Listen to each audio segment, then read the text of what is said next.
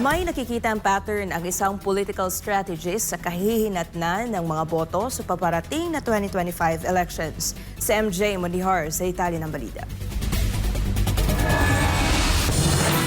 Panahon na naman ng eleksyon sa Pilipinas. Panahon ng panunuyo ng boto, pangangako at pagpapakilala ng mga politiko. Pero batay sa pinakahuling pahayag survey ng Publicus Asia, ang problema sa korupsyon at ang mahinang ekonomiya ng bansa ang pinaka-concern ngayon ng mga botante. Overall, ang trend sa state of the economy is weakening at ang hindi sila masyadong nakakakita ng maaya-ayang economic situation sa next quarter. In fact, ang feeling nila, ang bansa ay napapapunta sa maling direksyon. Dagdagan mo pa ng issue ng tumataas na criminality sa Pilipinas. At ang investigasyon sa Kongreso ay labas na sa in aid of legislation na trabaho ng mga mambabatas. Dahil dito, mga botante na rin mismo ang nagsasagawa ng lifestyle check sa mga politiko. Binubusisi ang presyo ng kanilang mga relo, sasakyan hanggang sa uri ng pamumuhay. Lahat ginagawang topic sa social media. Batay sa Republic Act 6713 o ang Code of Conduct for Public Officials and Employees, modest lives ang tinatakda ng batas para sa mga taga-gobyerno.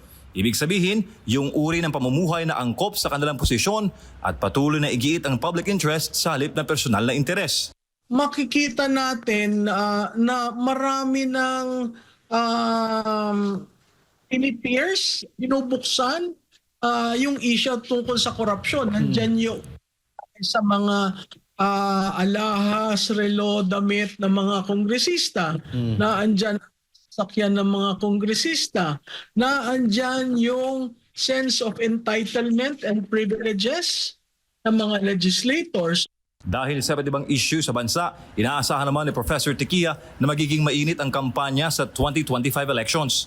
Nakikita din niya ang posibleng paglitaw ng vote of anger mula sa mga Pilipino. Pambawi sa lahat ng mga hamon sa bansa na batay sa Publicus Survey ay dapat na pangunahing tinutugunan ng pamahalaan. Pasuriin po natin ang lahat na kandidato. Mamili ho tayo ng hindi yung dati. Mamili siguro tayo ng bago na makaka-contribute ng maayos sa ating kongreso at sa ating local government. Napakahalaga ho ng bagong dugo, bagong muka, bagong paninilbihan dahil yung datihan po, tingnan naman po nyo kung anong narating natin. Para sa Diyos sa Pilipinas kong mahal, MJ Mondihar, SM9 News.